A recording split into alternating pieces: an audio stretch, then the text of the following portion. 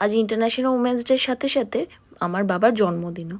সেই উপলক্ষে বাড়িতে ছোটোখাটো আয়োজন করেছিলাম। এই আমরা বাড়িতে যে কজন আছি তারাই খাওয়া দাওয়া করব। দিনে আর রাতে দুবেলাই রান্না করে নিলাম, স্নান টান করে ফ্রেশ হয়ে স্কিন কেয়ার করে নিলাম। কী কী রান্না করেছিলাম দেখে নাও। মুগ ডাল, আলু পোস্ত, পোলাও, চিকেন, মাছ পোস্ত, সঙ্গে ছিল 5 রকমের ভাজা আর ছিল টমেটোর চাটনি। তারই মধ্যে কিছুটা রান্না দিনের বেলা খাওয়া দাওয়া হলো, ওই ভাত ভাজাভুজি মাছ এইসব দিয়ে। আর আমি খেলাম দুপুরবেলা bread and omelette. As usual রাত্রেবেলা একটু তো খেতেই হবে, সেই জন্য দিনের বেলা একটু হালকাই খাবার দাবার খেলাম।